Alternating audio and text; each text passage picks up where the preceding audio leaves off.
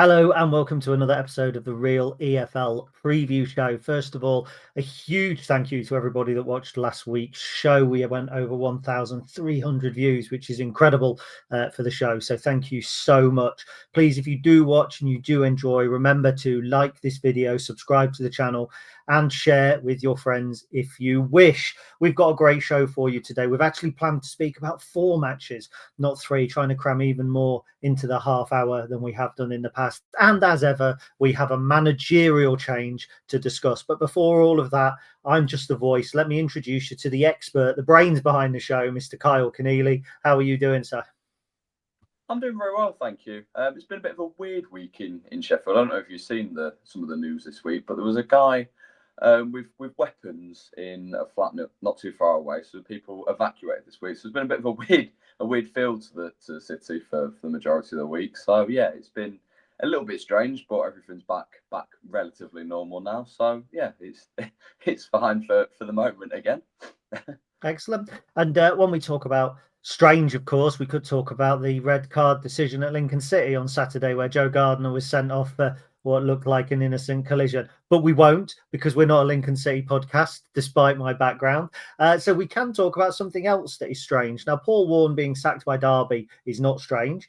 But John Eustace hasn't been announced as yet. The Real EFL show Curse is sure to happen, and he will be announced as we're on air or while people are watching this. But John Eustace swapping a promotion chasing Blackburn Rovers for a relegation haunted Derby County. This is pretty big news in the Championship. I mean, it's kind of what happened last season with Birmingham and Blackburn, isn't it? Where he was on the cusp of a promotion race with Birmingham when he was sacked. Does he just like the relegation battles, Kyle? Is that what it's all about? No, I mean just obviously to start with, it does seem on the face of it a relatively strange decision, but I think there's lots to unpack here. It's the fact, first of all, the reason for him leaving, I think, has got a lot to do with the owners there, the Valenskis, and the fact that he doesn't feel he's been backed properly enough. There's obviously the Derby connection. He played for Derby. I think he played 9 games on loan in 2008, 2009. He added a further 53 games in the last decade or so. So there is obviously that clear connection. Derby is obviously a fairly attractive proposition for any manager to go to. Not so much so at the moment. They've been really struggling. They had a really poor run of form. Certainly so in January. They had 8 games in a row that they lost. After beating West Brom on Boxing Day. So they have been extremely poor at the moment, but it does make certain sense in some respects. The fact that, as I say, he's played for Derby, wants to go back there, and the fact he doesn't feel he's been backed at Blackburn, and perhaps he feels that he's not going to take him to the next level, and they are only just in the playoff place at the moment. He's done a really good job there, as he did, as you mentioned, with Birmingham when he'd taken them into the playoff places, and then they made that rash decision to get rid of him, bring Wayne Rooney in, which I think a lot of people at the time thought was an extremely strange decision. Obviously, it proved to be. Weirdly, in the long term, it might work out being better for Birmingham. The fact that they've dropped into League One, built up all the momentum back, and perhaps will go on to do really well when they are in the Championship next season. It's not if, it's now when. I think, to be honest. But yeah, looking from a Derby perspective, it's huge. It's really big. This. And getting a manager in, as I say, has done really well in the Championship on a couple of occasions now. Not so much at the at the bottom of the division. He obviously did keep Birmingham up in his first season, but he's tended to be with sides who have been in around the playoff places. So it'll be really interesting to see how he can come in and save a Derby side that have been really poor as of late. They have had a couple of points since Paul Warne had been sacked, but as you say, it was a sacking that surprised no one. I think the biggest thing, I've watched a fair few Derby games over the course of the season, and there weren't a massive amount of performances where I was extremely disappointed, where I thought Derby were thrashed in that game. But that was perhaps the biggest issue, the fact that Derby were losing games constantly without playing that poor. So when they were playing poor, then obviously you're going to lose games. As I say, I think that was the main sort of issue, and there were plenty of stuff. Paul Warne has obviously proved time and time again that he can get clubs out of League One, but hasn't yet proved that he can keep teams in the Championship. Yeah, just looking at the table, I mean, Derby 29 points, having played 32 games. all of the teams below them, if they won their games in hand, would catch them. Hull have got 2 games in hand on the same points. Luton 2 games in hand, 2 points behind. And even struggling Plymouth have got 2 games in hand and are only 4 points behind as well. So it's a big job, isn't it, for Eustace to keep them up? They're in a tough position. They look lacklustre. Last night against Oxford United, they did have their chances, but they didn't take them. Can he keep them in the division, Kyle? I really don't know. I was there last night at Derby, and as you said, it was a lacklustre. It was one of the worst games I think I've seen for a long, long time. I checked the stats, I think, after about 80 minutes. I couldn't believe there were as many shots as was said, because it just felt like there was relatively nothing that happened in the game. There were no massive talking points, really. It was just, I think, both sides accepted a point and took it. It's obviously a decent point for Oxford. But yeah, as you say, he's got a really tough job on his hands. You'd expect Plymouth to have a little bit of momentum behind them, obviously off the back of their FA Cup upset of the weekend. And there are a couple of other sides in there as well that you'd expect to perhaps turn their fortunes around at the moment. So Derby are perhaps going to really struggle in the next couple of weeks at least. But yeah, he's got a massive job, and I do feel that he can perhaps keep Derby in the Championship. It will be very, very tight though if he does. Okay, now another man who's got a big job keeping his side in the Championship is John Mousinho at Portsmouth, and they travel to Oxford United. Now, Oxford 16th, 38 points from 32 games, but Portsmouth just 2 places below in 18th, but only 33 points. And again, those games in hand from Hull and Luton could actually put Portsmouth back into the bottom 3. Now, first of all, let's look at Oxford United. They were definitely relegation favourites at the beginning of the season, but Gary Rowett's arrival has really seen them move to relative safety. Is their spot in the second tier safe for next season? I feel it is now, to be honest. They feel like they've moved far enough away from danger. It only takes a few results to get dragged back in. I think we'd mentioned Millwall a couple of weeks ago. I think we mentioned Millwall last week, and I said that they had a tough couple of weeks to move away, in thinking that they might get dragged in if they'd lost them games, and now they're suddenly in a position where they're looking up again. And technically, the same can be said of Oxford. So they are now 9 points above the bottom 4, which means they are now closer to the top 6. They're only 7 points adrift, which does seem really, really mental. It shows, obviously, how tight the Championship is. So, obviously, Garrett's arrival has been huge. They lost for the first time under him last Tuesday in the league, but 1-0 away at Burnley. It was a game that I think everyone predicted that would have been a low-scoring game, given Burnley's defensive record this season. They've had a couple of draws recently as well. I think they're 3 from 4, a couple of 0-0s, as I said last night. They definitely felt they accepted the point. I didn't think they were at all great last night, but it was a point away from home. It's a clean sheet on the road. You can't really ask for too much more, in all honesty. So I think they certainly are safe now. It gives them a really good springboard now to try and get a few more results in the next couple of months, and then see where they go next season. Moving on to Portsmouth, obviously another one of the promoted sides, champions of League One last season, and arguably about the best team in League One by a long way. But their away form's been absolutely disastrous in recent weeks. But they put their best showing away from Fratton Park in their last outing. Can they carry on with that, replicate it on Saturday, and get something at the 3-sided Kassam? I'm not sure they'll get anything from the game, in all honesty. But as I said, that they have got as you said, they've got a platform to build on there. They actually had more shots than Sheffield United. They had 16 to their 11. They had 5 shots on target to the Blades 3 last weekend, and it stopped at. I know they didn't take a point, and I think they've lost 8 away games now in a row, which is a horrible record. And they've had some thrashings in there. They've lost 5-1 to West Brom, among many other results. I think they conceded 3, 4, 3 again in some of them games. But there was a real improvement there. I think it was their narrowest defeat of them games, and again against a team that are expecting to be challenging, or at least will be in the playoffs come the end of the season. So it was a real positive for them at the moment. And their home form had actually dipped a little bit. I think they'd lost to, I think it was Millwall at the end of January. But they beat Cardiff last night 2-1.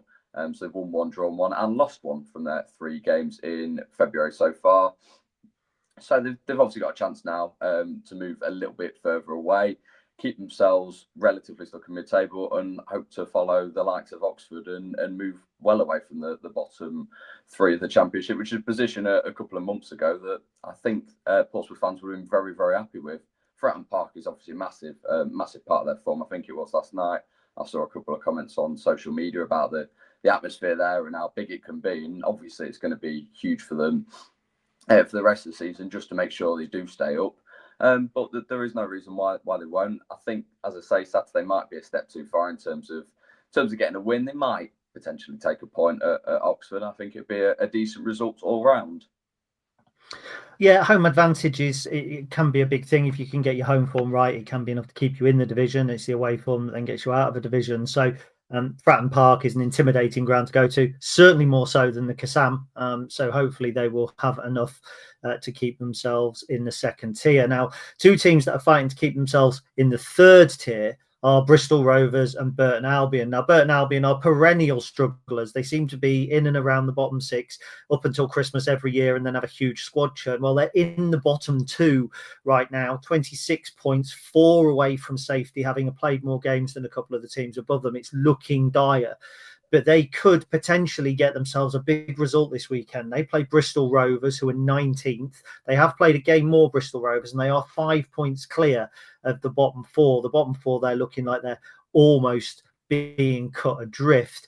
Now, the Gas put in a much improved performance last night. They took a point against high-flying Stockport. Can they use their recent results as a springboard to move clear of those dreaded relegation places? Yeah, well, you say about the bottom four feeling like it was cut adrift. I think that was certainly the case a couple of months ago. But at least 3 of the sides have really pulled themselves into a chance of staying up. I know Cambridge are bottom, and that gap feels very difficult at the moment for them to pull up. I know in previous years they seem similar. They've done that, and that's always been the case. They seem to struggle and then pull themselves out of nowhere.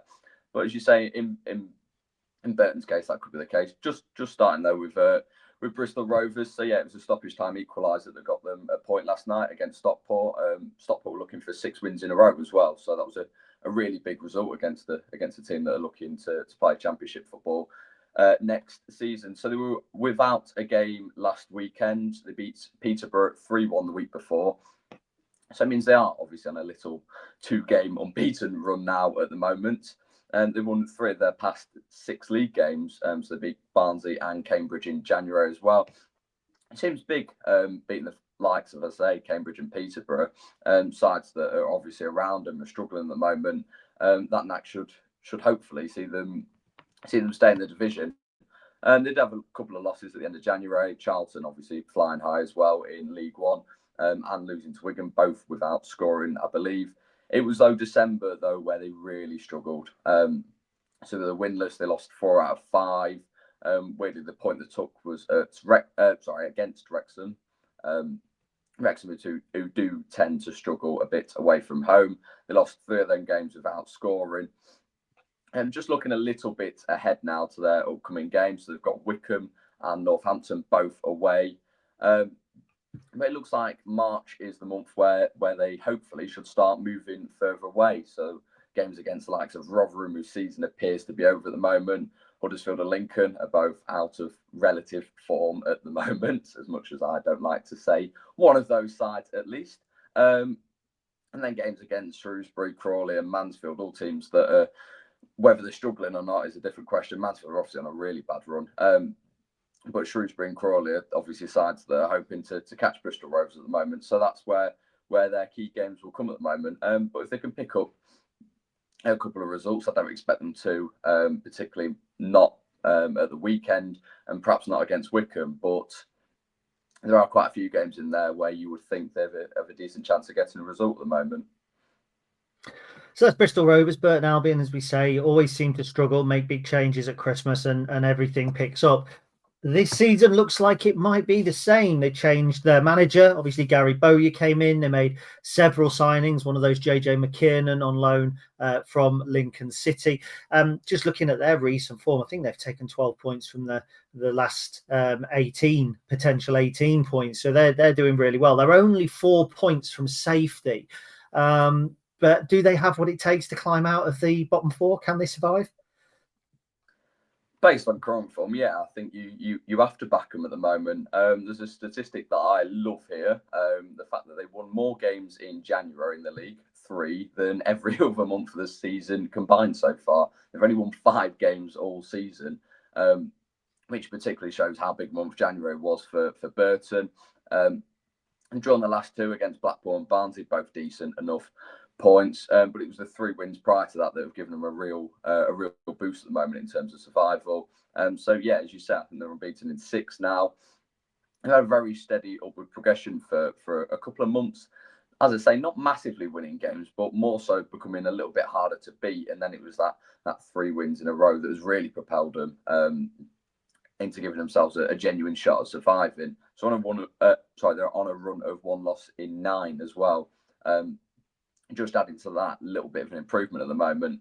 And they finished this month as well with games against Stevenage and Lincoln, both teams that they would hope for of getting a decent result. And again, they've got Mansfield and Shrewsbury in March, games that they'll definitely be targeting. I feel like, not in Mansfield's case as such, but the game against Shrewsbury feels like a real relegation 6-pointer. 2 of the teams at the moment that have given themselves a real fighting chance of staying up.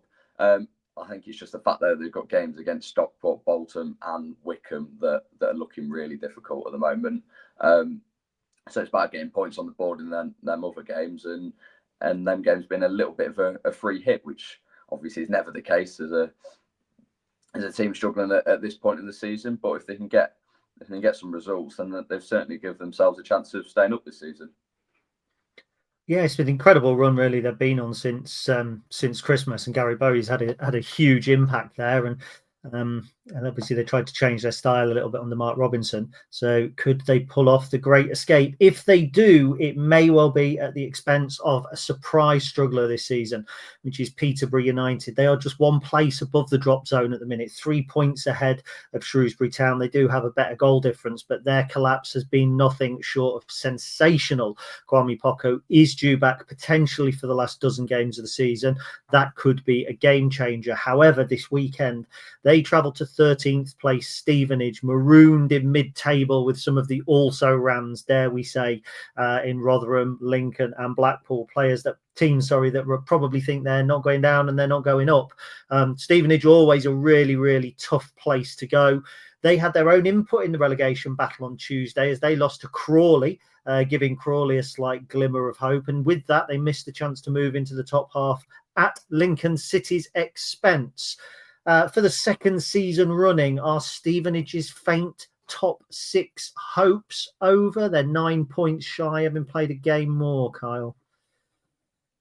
Yeah, well, I think in this instance, obviously last season they had playoff hopes for a lot longer in the season. At this point, it does feel very, very unlikely, and it was a little bit of a surprise them losing last night to a team that they would obviously have expected to beat on paper. They are well clear of the bottom 4 at the moment, a 13-point gap. So yeah, I think they are in that position that those other teams you'd mentioned, Lincoln and Rotherham, are at the moment, where I think they'll be relatively satisfied with a mid-table finish.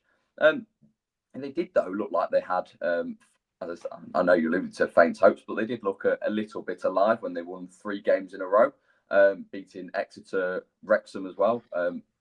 They're the first team to beat Wrexham at the racecourse all season, and then away at Barnsley, as I say, giving them a real chance of pushing, or at least knocking on the door of the teams in the top 6. But recent results have seen them fall off a little bit.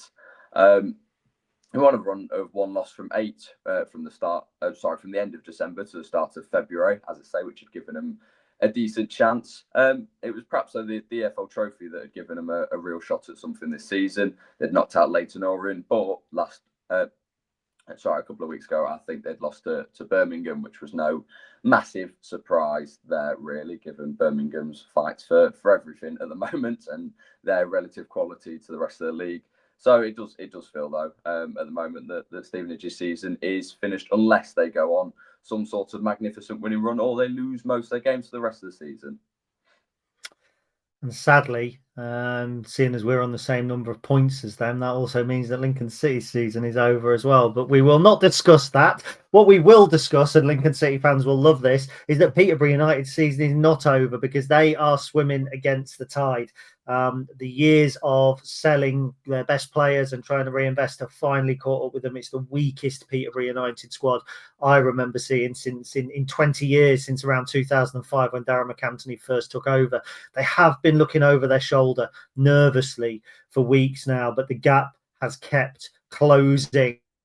The wave is coming. It has caught them up. Can the unthinkable happen? Could Peterborough United be relegated into the basement division? Kyle, delight us all by telling us it's going to happen. Well, you can't argue at the moment that it's looking very, very likely. As you say, that the gap has closed significantly in recent weeks as the teams behind them have started picking up points and started winning games. And Peterborough don't seem to be doing too much of that at the moment. Their win against Wigan on the 28th of January was their only victory since they beat Crawley in the middle of December. Weirdly though, January wasn't actually a horrible month. It was more the fact that the teams below them and started winning games. So they only lost 2 league games that month, one at Wrexham. They were obviously thrashed by Lincoln. In a game I would just like to pick up on the fact that obviously Peterborough had hit the crossbar from a free kick before Lincoln took the lead with a free kick. There were a couple of deflected goals in there. I think the game was perhaps a lot closer than the scoreline suggested that day. Just a couple of little things that went against them, and all of a sudden the game was gone for them. So although 5-1 seems like a massive loss, when you obviously dig into the game, and I was obviously at the game, you know that it perhaps wasn't as clear cut as it seems. But at the end of the day, you don't get any points for nearly scoring or for a couple of deflected goals going against you. So they did end up losing that game. And it's the EFL Trophy at the moment that feels like it's actually providing a little bit of a distraction. They've got a semi-final against Wrexham to play at the end of February. But it's where the results appear to have been coming from at the moment. When you're in a relegation battle, you'd obviously hope that the winning games in some way would help breed confidence, but it just isn't doing that at the moment.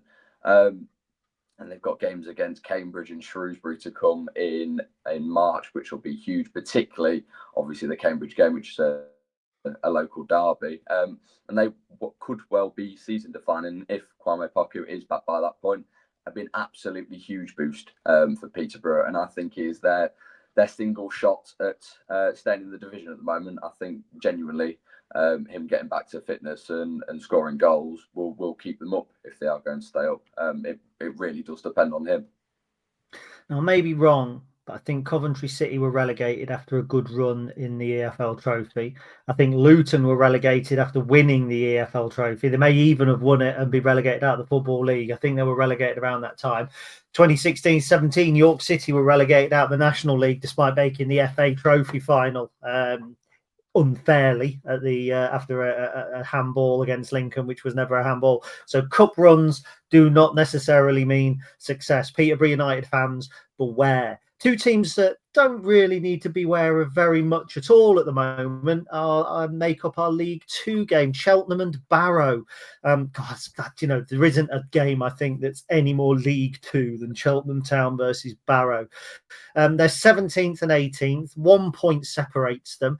Looking down the table, Barrow on 37 are 14 points clear of Morecambe in 23rd place. And looking up the table, Cheltenham are 10 points shy of Salford City in 7th. If ever there was a mid-table clash, this is surely it. Kyle, look, both teams appear safe from the drop this term. They're separated by 1 point in the standings. It's as much of a dead rubber in February as you could possibly get. How do you see this one going? Well, I'd obviously hope that I'd get this sort of game out of the way before you get towards the end of the season. And I don't want to be picking games that mean absolutely nothing, because in fairness, this is exactly what this looks like. It's a little bit, obviously, it's a tough one to call, given they're both so close in the table. Cheltenham been really inconsistent of late. They've lost to Fleetwood after beating playoff chasing Chesterfield. Drew to Accrington in their final game of January. And then again, the pattern repeats itself. They beat Salford after losing against Harrogate. They had a little bit of a January that hadn't had too many games. They had a couple of Saturdays without any games, as a couple of postponements in there, and they drew to Port Vale at the start of the month. The EFL Trophy, like a couple of other teams that we mentioned, provided a brief hope, but I think they were perhaps disappointed to lose to Peterborough, as obviously we just mentioned, and everything about their form. Looking at Barrow then, so they won back-to-back games at the moment, but it still looks like they will be sat relatively happy where they are at the moment. Perhaps not off the back of last season as such, but beating MK Dons and Gillingham seem fairly decent results from the moment. They'd lost back-to-back games just before that against Newport and Doncaster. They thrashed playoff chasing Grimsby 3-0, but again lost to Swindon and Harrogate both 2-0. And Bradford was the only game so far this year on New Year's Day that didn't end in a win or a loss. So two teams that are relatively inconsistent, as I've just displayed. So I will put my neck out on the line and say this will end a draw, surprisingly, given what I've just said. Now, a word of warning, Barrow supporters in particular. You are on 37 points from 30 games, and it looks like relative safety. In 2011, Lincoln City were on 37 points after 28 games, and that was a 9-point gap between us and the bottom two. And we all know, Kyle, what happened in the weeks after that. I think, in fact, it was on March the 11th. Lincoln had got 45 points. There was 11 games left to play, and we got 45 points, and we still went down. So whilst anything can look like a dead rubber in February, you are only Sunderland recalling your goalkeeper and a manager freezing out your top midfielder and Patrick Kanuka away from a relegation battle. Kyle, we are going to wrap up a little bit early. We're not far from the 30-minute mark, but thank you very much, as always, for your input. Ladies, gentlemen, boys and girls watching at home, thank you for taking time to come and visit the Real EFL YouTube channel and watch our show.